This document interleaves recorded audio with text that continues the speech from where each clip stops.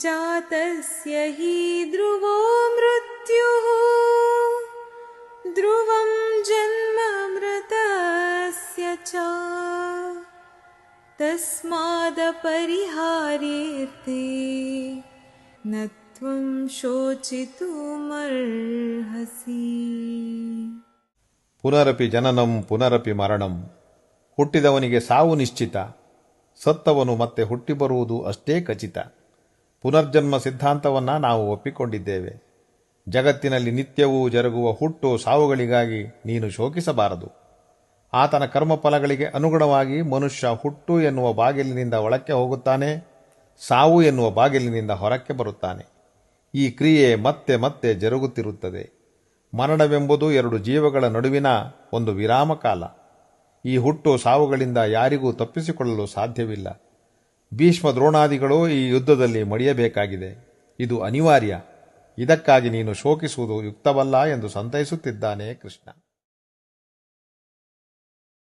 ಅವ್ಯಕ್ತಾದೀನಿ ಭೂತಾನಿ ವ್ಯಕ್ತಮದ್ಯಾನಿ ಭಾರತ ಅವ್ಯಕ್ತನಿಧನಾನ್ಯೇವ ತತ್ರ ಕಾ ಪರಿದೇವನಾ. ನೀರ ಮೇಲಿನ ಗುಳ್ಳೆಯಂತೆ ಈ ಶರೀರ. ಹುಟ್ಟುವ ಮೊದಲು ಈ ಶರೀರವಿರಲಿಲ್ಲ, ಅದು ಅದೃಶ್ಯವಾಗಿತ್ತು. ಹುಟ್ಟಿದ ನಂತರ ವ್ಯಕ್ತವಾಯಿತು, ಎಲ್ಲರ ಗಮನಕ್ಕೂ ಬಂದಿತು. ಮರಣದ ನಂತರ ಮತ್ತೆ ಅದು ಅದೃಶ್ಯವಾಗುತ್ತದೆ. ಅಂದರೆ ಹಿಂದೆ ಇರಲಿಲ್ಲ, ಈಗ ಕಾಣುತ್ತದೆ, ಮತ್ತೆ ಪುನಃ ಕಾಣದಾಗುತ್ತದೆ. ನೀರಿನ ಮೇಲೆ ಒಂದರ ಜೊತೆಗೆ ಅನೇಕ ಗುಳ್ಳೆಗಳು ಹುಟ್ಟಿಕೊಳ್ಳುತ್ತವೆ. ಸ್ವಲ್ಪ ದೂರ ಜೊತೆಯಾಗಿಯೇ ಸಾಗುತ್ತವೆ, ನಂತರ ಒಂದೊಂದಾಗಿ ಒಡೆದು ಮರೆಯಾಗುತ್ತವೆ. ಮನುಷ್ಯನ ಜೀವನವೂ ಅಷ್ಟೇ.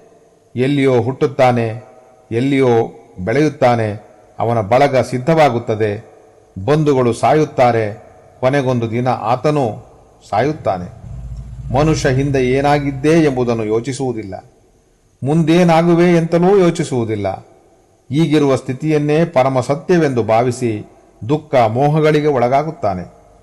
ದೇಹಕ್ಕಿಂತ ಮುಂಚಿನ ಸ್ಥಿತಿ, ದೇಹ ನಂತರದ ಸ್ಥಿತಿ ಇವುಗಳನ್ನು ಯೋಚಿಸಿದರೆ ದೇಹದಾರಿಯಾಗಿ ಉಳಿಯುವ ಅವಧಿ ಅತ್ಯಲ್ಪ ಮಾತ್ರ.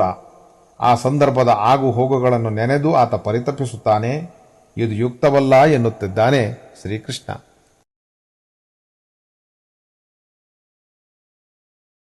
ಜಾತಸ್ಯ ಹಿ ಧ್ರುವೋ ಮೃತ್ಯುಃ ಧ್ರುವಂ ಜನ್ಮ ಮೃತಸ್ಯ ಚ ತಸ್ಮಾದಪರಿಹಾರ್ಯೇऽರ್थे ನ ತ್ವಂ ಶೋಚಿತುಮರ್ಹಸಿ.